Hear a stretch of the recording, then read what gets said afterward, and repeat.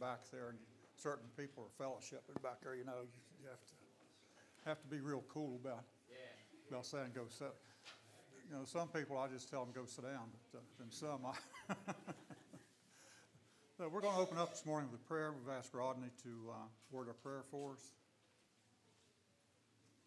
Father in heaven, we are so thankful this morning for the opportunity we have to come out, to share our fellowship, and to study another lesson of your word. Father, we're so thankful for the sunshine and for the beautiful day that you've given us. We pray that you will continue to shower us with good days and good weather. Father, we pray that as we go through this lesson today, that Richard has prepared his lesson well and that he is able to communicate it to us in a way that we can understand and take it and apply it to our lives. Father, we pray that you be with all those who are sick, not doing well at this time, not able to get out with us. Pray that you'll be with those who've lost loved ones recently. We pray that you will continue to serve, to watch over us, and we will continue to serve you as we should. Father, we pray that you will continue to forgive us of our many sins, and it's in Christ's name that we pray. Amen. Amen. Hope you can hear me okay this morning. Am I up and running? Don't sound like Huh? it. Don't sound like it. Don't say anything? Don't sound like it. Oh, Don't sound like it's well, I'm on. okay. I take my cues from whoever this guy is up here this morning. Hey, we're glad you're here. I'm not lazy this morning. I'm just super efficient, so I'm going to sit down. And Work smarter, not harder. that's right. Work smart. Hey, we're glad you're here. This is exciting. It's exciting for me to be here.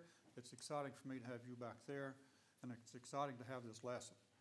But it's also exciting to see that the number of classes we have going on this morning. That's a tremendous blessing for us, and I just appreciate the leadership and for putting the opportunities out there for each and every one to have a choice in where they want to attend, what they want, what benefits them. And we all understand that as we grow in maturity, spirituality, and we grow older, that our benefits, the things that benefit us, change. And so it's just a real blessing to have the number of classes out that people have the opportunity to go to. And I'd like to encourage, people to come on Sunday morning for the Bible studies, choose a class that they enjoy and where they have an interest in and where they can be benefited from it. And, glad to see Brian back. That is you, isn't it?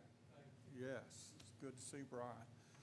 And this is an exciting lesson because we're looking at Paul, the man, and not the apostle.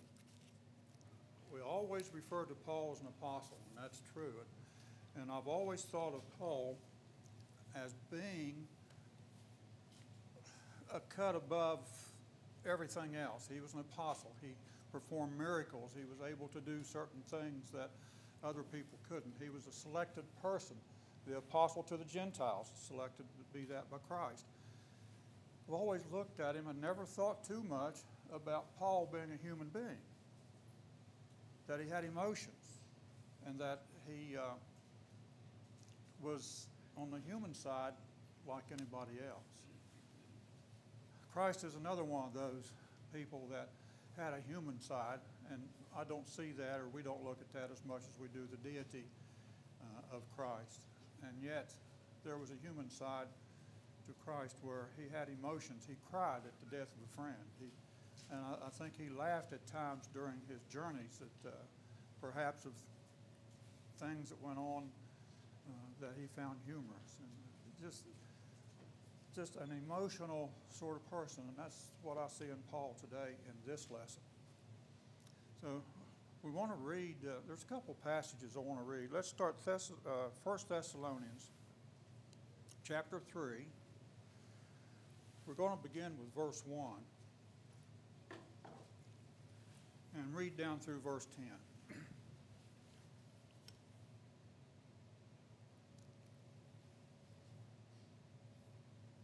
Maybe. Okay. Therefore, when we could hear no longer, we were willing to be left behind in Athens alone, and we sent Timothy, our brother, and God's co-worker in the gospel of Christ to establish and exhort you in your faith. 5 times in these 10 verses, he's going to mention the word faith. That no one be moved by these afflictions, for you yourselves know that we were destined for this. For when we were with you, we kept telling you beforehand that we were to suffer affliction, just as it has come to pass, and just as you know. For this reason, when I could bear it no longer, I sent to learn about your faith twice, for fear that somehow the tempter had tempted you and our labor would be in vain. But now that Timothy has come to us from you and has brought us the good news of your faith, the third time, and love, and reported that you always remember us kindly and long to see us as we long to see you. For this reason, brothers, in all our distress and affliction, we have been comforted about you through your faith. Number 4, for now we live if you are standing fast in the Lord. For what thanksgiving can we return to God for you, for all the joy that we feel in your sake before our God, as we pray most earnestly night and day that you may see you face to face and supply what is lacking in your faith. Number 5. Now let's just stop right there. We look a little bit to the historical side of what's going on here. And as you watched as we went down through there, you'll notice certain words that would bring out the idea that Paul is a human being, that he's emotional, and we're going to look at some of that as we go down through. This has been called the model church, and I'm beginning to understand why. And so why was it a model church? That's what we want to work on today. It's a model church because of certain things. And if we want to be the model church, then we can pattern our lives and the lives of the church after the church in Thessalonica. We try to live in such a way that we bring glory and honor to God. That's basically what Paul is saying. That's his theme through this chapter. And we want to be, to people out here that see us, we want to be the type of people that shows and honors God. We want them to see that in our lives. I just don't believe I have to go around telling people I'm a Christian. If they can't see that in my life, in the way I live, then just because I say that is not going to change anything. And people say, well, I don't believe that. Well, that's up to you whether you believe it or not. If God said it, it's true, and whether you believe it or not, it's not going to change the fact it's true. So if I'm living as a Christian, whether people out here believe it or not, it's not going to change that fact as long as I continue to live like God wants me to. And that was one of the concerns that Paul had for the church at Thessalonica. I want to give some background here. I want to go back to Acts chapter 17. And we want to read about 9 verses there to show you what's going on with Paul and what's happening to him as we go through the lesson today. Beginning verse 1, Acts chapter 17. Now when they had passed through Amphipolis and Apollonia, they came to Thessalonica, where there was a synagogue of the Jews. Then Paul, as his custom was, went into them, and for 3 Sabbaths reasoned with them from the Scriptures. How long was he there? 2 weeks, right? 3 Sabbaths, that'd be 2 weeks that he was there. The church at Thessalonica was a very young church, and that was one of the reasons Paul had his concerns. But he went in and reasoned with them from the Scriptures, explaining and demonstrating that the Christ had to suffer and rise again from the dead, and saying, this Jesus whom I preach to you is the Christ. And some of them were persuaded, and a great multitude of the devout Greeks and not a few of the leading women joined Paul and Silas. The church is made up of Jews, Gentiles or Greeks, and several women. So it's a very young church. But the Jews who were not persuaded, becoming envious, took some of the evil men from the marketplace, and gathering a mob, set all the city in an uproar, and attacked the house of Jason, and sought to bring them out of the people. Jason is who Paul was staying with when he was in Thessalonica. But when they did not find them, they dragged Jason and some brethren to the rulers of the city, crying out, "Those who have turned the world upside down have come here too." Jason had harbored them, and those are acting contrary to the decrees of Caesar, saying, "There is another king, Jesus." And they troubled the crowd and the rulers of the city, and they heard these things. That's what was going on in Thessalonica at the time that Paul was there. And it was so severe that he left and went to Athens and spent quite a bit of time there. He wasn't in Thessalonica but 2 weeks. The church there was very young, and yet he has some good things to say, about the church there. And he wanted to go back, but he couldn't because of the riots and the things that were going on, the persecution that was going on at that time. The church was strong, their faith was strong, and Paul wanted it to stay that way. What we need as a Christian is a strong faith, and that's what we desire, and that's what we work on, and that's what we try to grow in our faith. I look back on life and I think, how much faith did we have when we first became members of the church? How much faith did we have when we were baptized? And look at your life today and say, how much faith do I have today? It should have grown immensely from that time until now. I don't think we needed a lot of faith to be baptized and to be added to the church by God. I just don't think. He talks about the faith of the mustard seed. I don't think we had to have all that much faith. It's like being the baby. Who was it that spoke about you receiving the milk of the scriptures, but now you should have gotten the meat, but you haven't? That's the way we were. We were like babies coming into the church. If we don't grow, and if our faith doesn't grow, and if our faith doesn't mature, then there's a problem. It's a lifetime journey. It's a lifetime journey, exactly.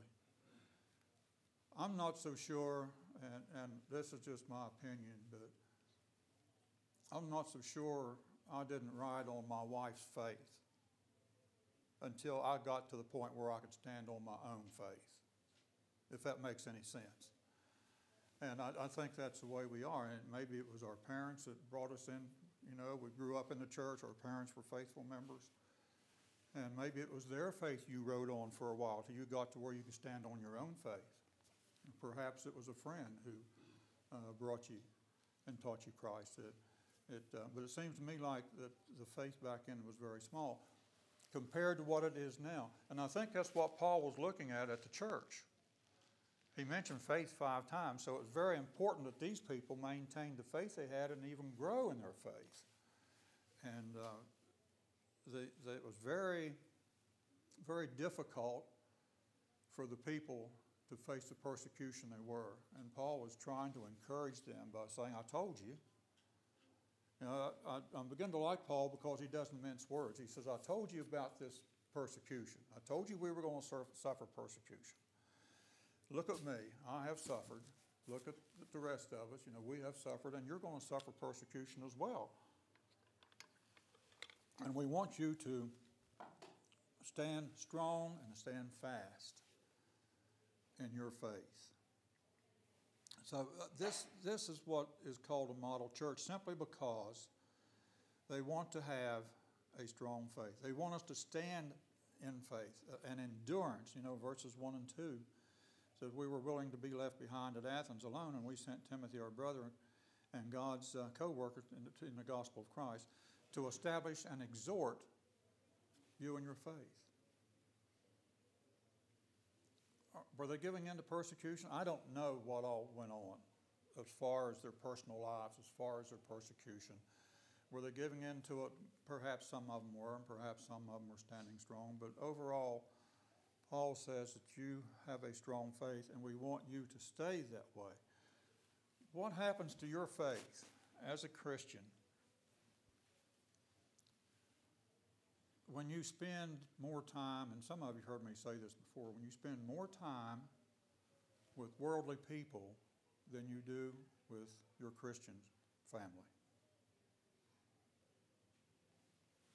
Well, I don't know about you, but my faith gets weak. In my lifetime, I spent more time with the world. 8 hours a day, sometimes, and a lot of times 10 hours a day. And thought that 3 hours a week would be okay and would get me over those 8 to 10 hour days in the world. I don't know about you, but my faith would get weak. And by the time Sunday rolled around or Wednesday night rolled around, if I was able to make the Wednesday night services, sometimes I went in my work truck and my work clothes and took my truck back to the office after services were over. That was the only way I could get there. But by the time those rolled around, my faith was really dwindling because I was spending all my daytime hours in the world. So that's important, and that's why we stress and encourage people, come out to these things, come out to Bible studies, encourage all your friends and people to come to Bible studies and get built up, get some of that strength back that you lost during the week. If you're like me and you work out in the world, of course, after I retired from secular work and started preaching, then my life changed because I spent more time with Christians than I did the world. It makes a difference. You'd be surprised, at the difference it makes when you do that. So Paul is trying to encourage them to stand strong in your faith. Don't let the persecution get to the point where your faith is dwindling, where your faith is weak, and you're starting to back off.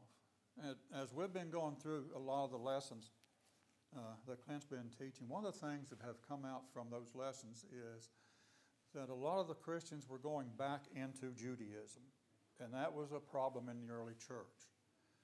And Paul is stressing the fact that you're going to have problems, you're going to have persecution, but don't let those get you to the point where you're going to go back out into something else, back out into the world, back over into Judaism as far as the Jews were concerned.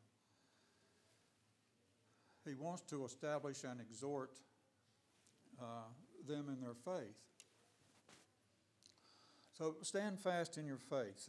Paul had some great anxiety for the church because he had been savagely opposed by the Jews. And they were being fiercely persecuted. And Paul wasn't there because of the uproar. Now, that's amazing when you think about that. The riots and the uproar was so great that Paul had to escape and go to another city to keep from being dragged into all this other stuff. So he's writing to tell them, and it's like he's talking to these people. It's just like he's, instead of writing about doctrinal things, he's writing about encouragement and faith and stand fast and stand strong and encouraging them to be what God wants them to be as far as Christians are concerned.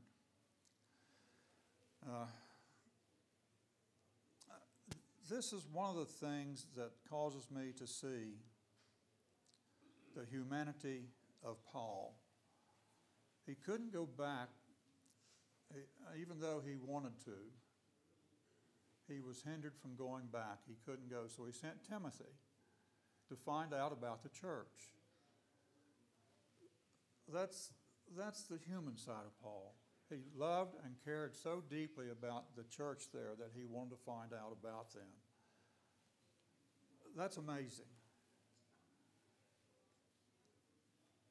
If for some odd reason that we would have to pick up and move off somewhere else and we'd start attending another church, how would you feel about Barrackville? Would that remain in your system? Would it remain in your mind, in your heart? Would you wonder about them? How are they doing? Are they standing strong in the faith? You had roots here and you just really want to know about it. That's the way Paul felt. And he hadn't known these people that long, but he had a longing in his heart for those people there. What does that mean to long for something? I love that word. I see it quite often in Paul's writings that somebody longs for something. It's Well, you have a desire to see him or associate. a strong desire, isn't But it? you know, Paul had brought these people good news. Mm-hmm. And then when he leaves, like you say, some of them are like us. Yeah.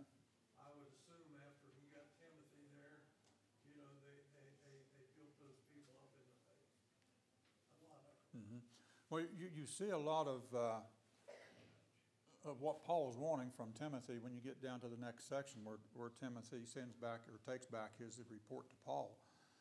Really encouraging to Paul.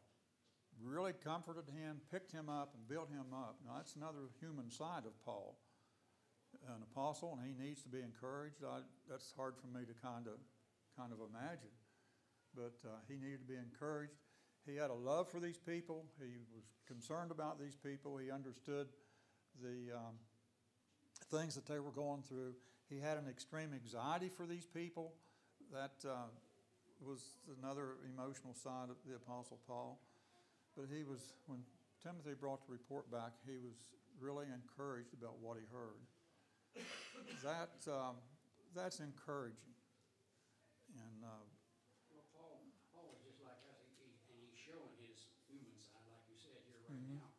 He's just like us. He needed the encouragement that Timothy brought back to him so that he would keep his faith in the people at Thessalonica. yes.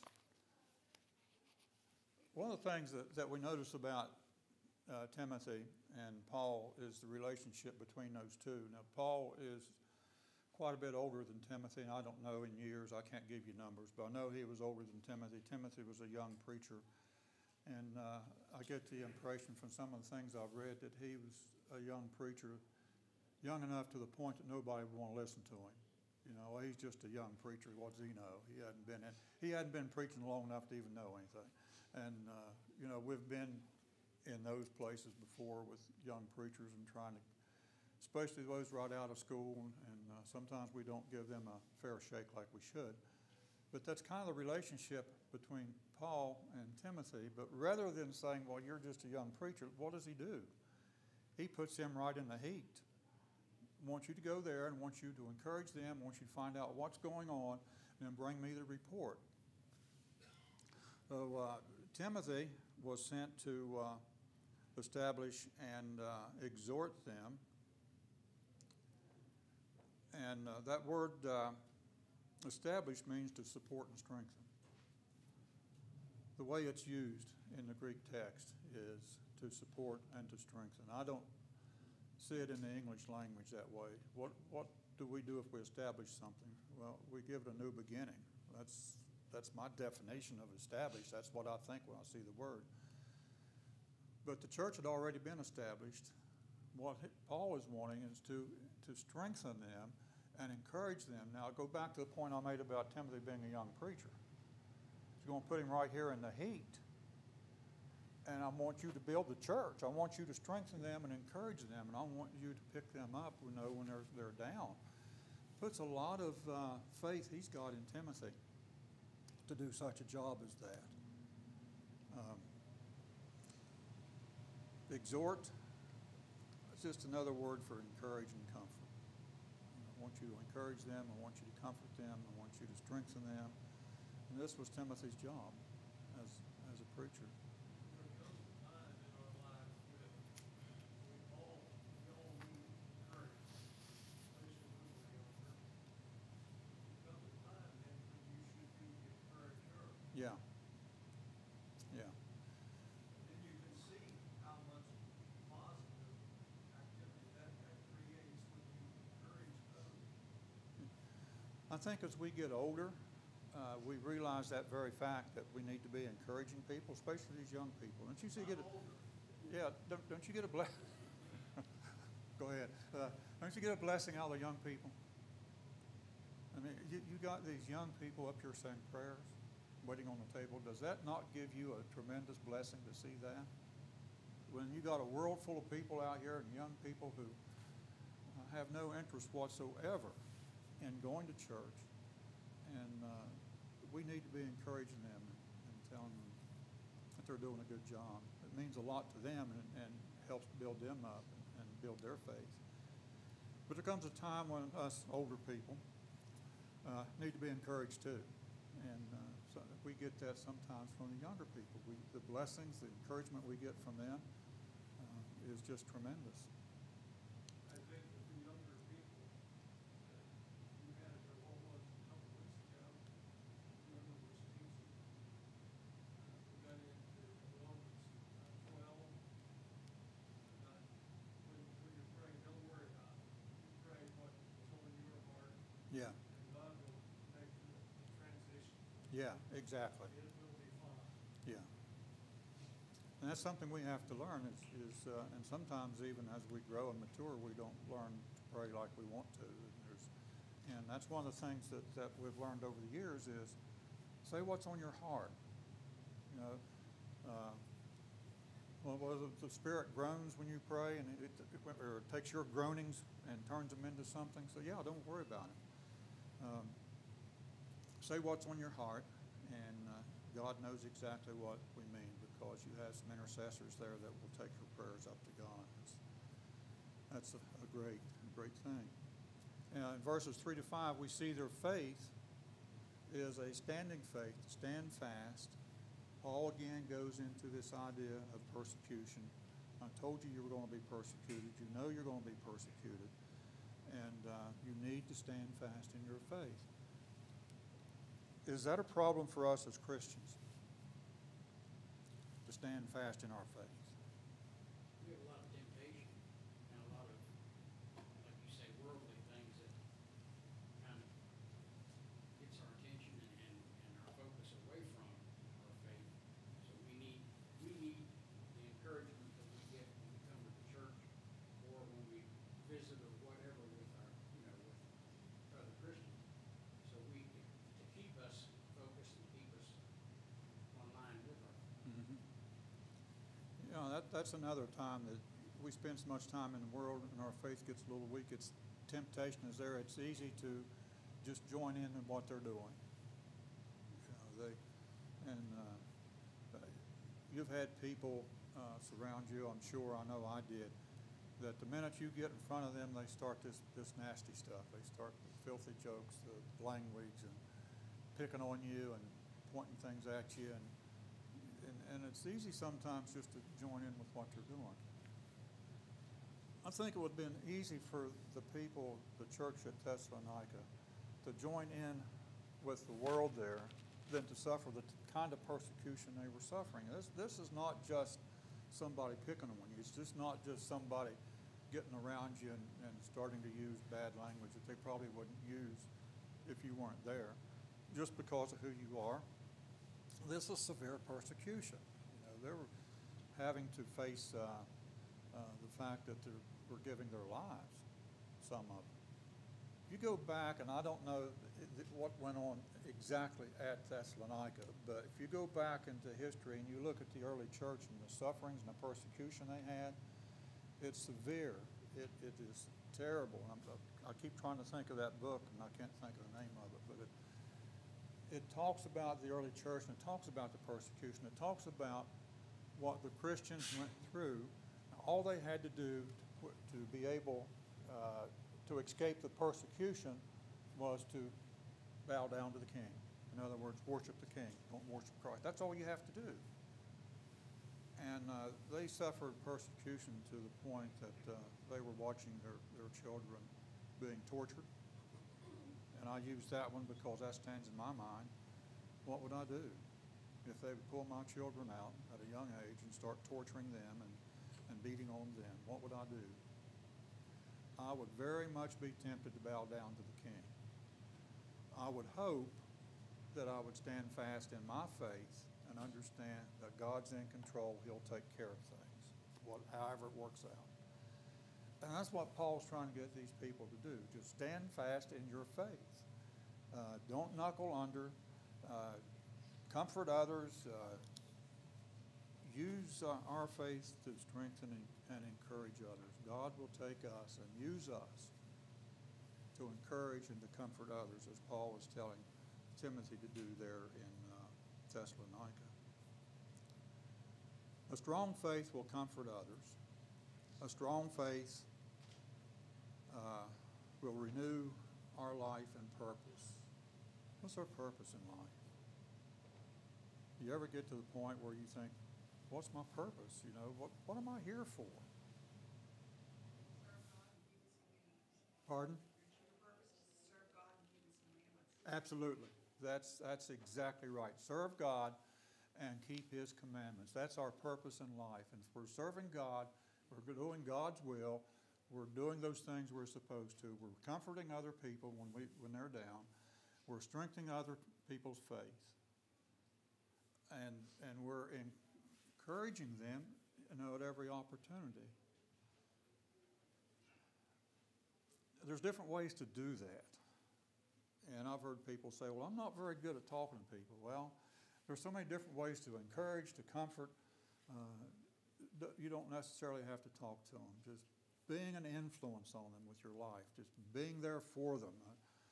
I know I was talking to a person one time, and I was this young preacher, and I had to have the answers, and I'm trying to get all this stuff out and stumbling through everything. Finally, they looked at me and they said, I don't want any answers. I just want somebody to listen. I thought, Betty, I can do that. You just start talking. I'll sit here as long as you want to talk because I can listen. Serve God and keep His commandments. That seems so simple to me, but yet sometimes it becomes difficult in our way of life. A good example of that is Job's friends. Yes, Job is a great example of that. Job, there's a guy that had faith. Which reminds me, or brings up another point, that when you look at the life of Job, a strong faith stirs joy in other people. Now look at Job, and look what he went through, and look what he had to contend with. But his faith, if you look at it, his faith, and he stood strong on his faith, not only brought joy to him, to himself, because of that, because God blessed him through it, but it brought joy to other people. That even though they weren't doing what they were supposed to, eventually they were filled with joy. So a strong faith stirs joy in us as Christians when we see this in other people, when we see what they're doing, when we see the influence they have. That's the reason in verse 8 the word if is important. That's a qualifying promise. If you're doing what you're supposed to do, you become. Yes, and that's a strong statement. And a lot of times in the Bible, the word if means sense, but sometimes it means if you're really doing it. And I think that's what it means here. It doesn't mean since you're doing it, but it means if you continue doing what you are, if you continue to be what you are, then your faith is going to grow, and you're going to be comforted, and you're standing fast in the Lord. The more we do that, the stronger we get in our Christian faith. And even though I see Paul just simply writing a letter to a church in Thessalonica saying all these things, it's very, very much alive in us today. These very same things we should be seeing in our lives as an individual and in the life of the church as a whole here in Barrackville. And I think that we do that. I'm often asked, everywhere I go, people want to know how the church is where you are. Well, if you've got enough time, I can tell you. Because, I see the same faith, I see this love, I see the comfort and the encouragement and all this in the group of people that meet here. I see that. So, if Paul was sending us a letter, he would be saying, I want you to keep what you've got. I want you to continue to keep what you have and continue to grow in that faith and continue doing and standing fast in where you are. So this letter he's writing is just as good for us and is meant for us as anything that's ever written in the Bible. We talk a lot about the doctrinal things, what do you need to do to be baptized, what do we do as a worship, what do we pattern our worship after.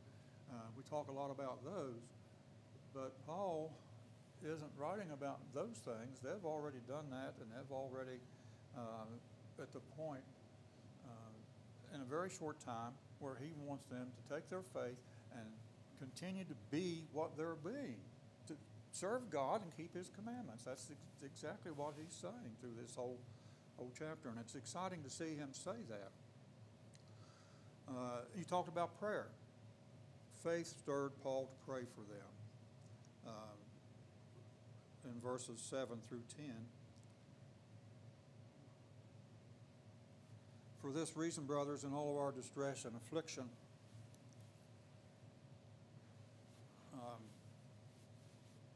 we have been comforted about you through your faith, for now we live if you are standing fast in the Lord. For what thanksgiving can we return to God for you, for all the joy that we feel for your sake before our God as we pray earnestly,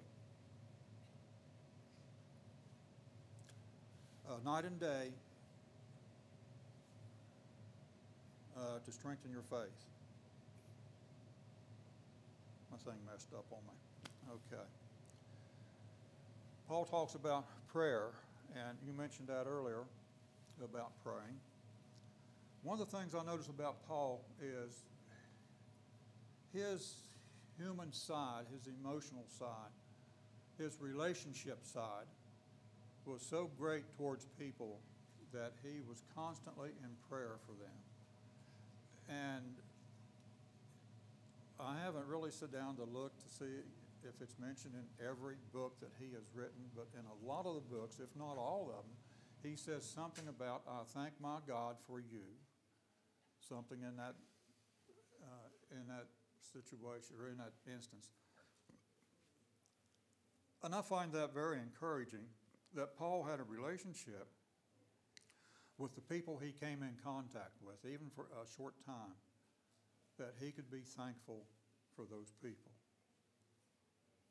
And that's just, that's such a encouraging moment in my life to see Paul do that.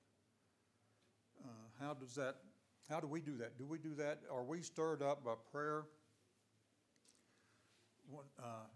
for the people around us? Or are we thanking God for those people? We're very good about asking God to be with those who are sick, and we should be. We want God, and some of the people we pray for out here are worldly people. They don't have God, so the only way they're going to get God is through our prayers. And if we're praying for them and for their sickness and their illnesses and whatever, and for God to strengthen them, to encourage them, to comfort them, to heal them, that may be all they get, and they may be healed because of our prayers. Do we take time in our lives just to thank God for the people around us?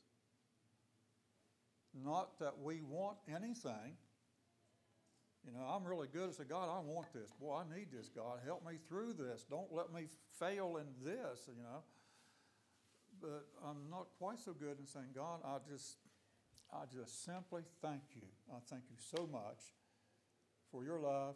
I thank you for my brothers and sisters who are encouraging me, who are helping me, who are strengthening me. And that's all I want. I just want to say thank you. And I like this about Paul because, and I'm not saying that's all he ever prayed, but I see him praying a thanksgiving prayer for people and for the people he's come in contact with. And that's a great, great encouragement. Should be for all of us. So sometime whenever you want to go to God in prayer, just sit down and say, God, I don't want anything. I just want to thank you for what you've done.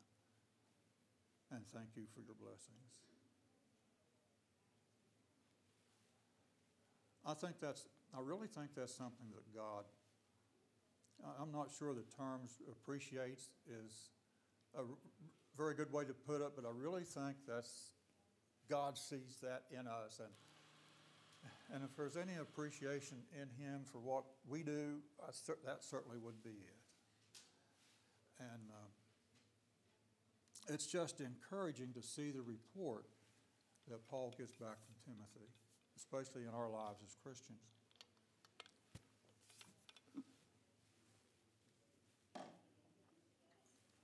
So a strong faith then comforts, it renews our purpose to serve God, keep His commandments. It stirs up joy in our life, and it keeps us where we need to be. We don't have enough time to really go into the next section, but we'll just kind of briefly mention it. Wednesday night, it won't take as much time to go through the next section as has this one, so we'll go into the last verses a little bit more, and then move on over into chapter 4 and do a little bit of it. So you can finish up this chapter and go ahead and look at chapter 4. But the last verses in 11 to 13 are just filled with some things that really are good. And we see that the model church is a church with a strong love, and we see that in these last verses. A love for who? A love for ourselves. A love for God first. Love God with all your heart, soul, mind, and strength.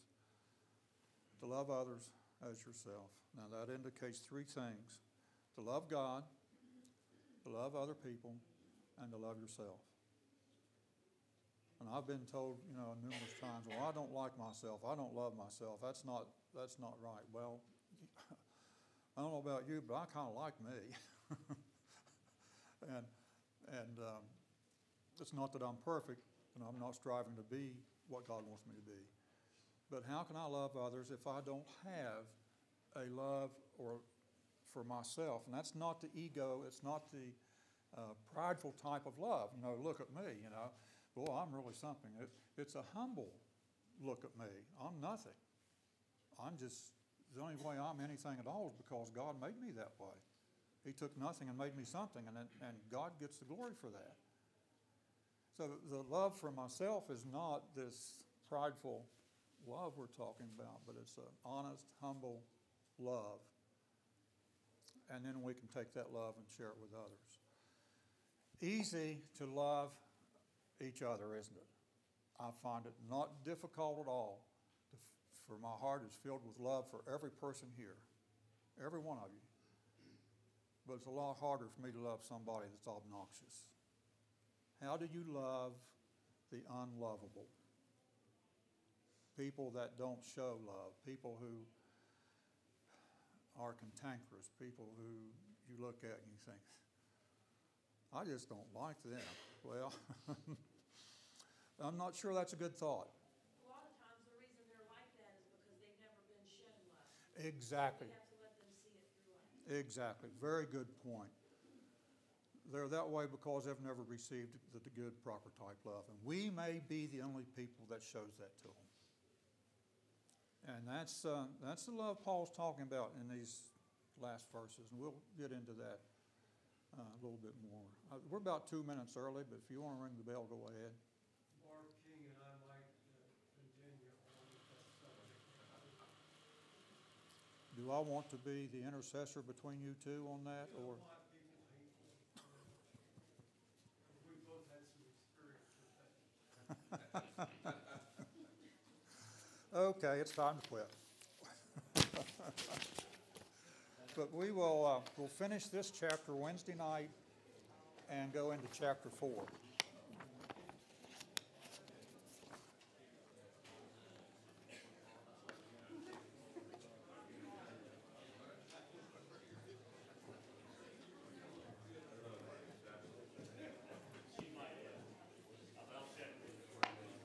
Hey.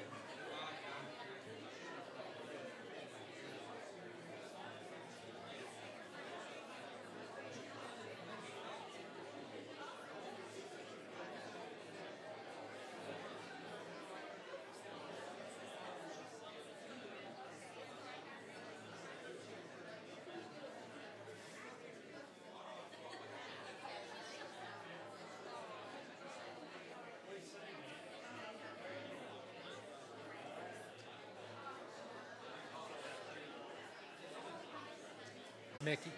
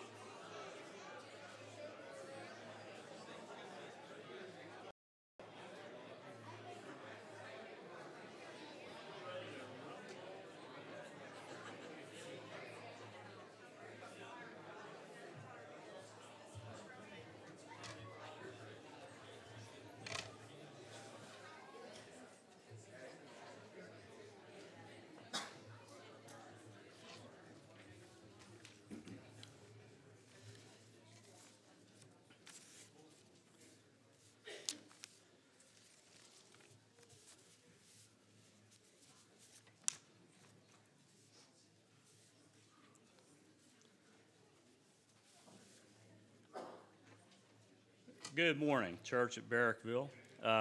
It's officially 50, probably about 9:50 in most of our minds still yet.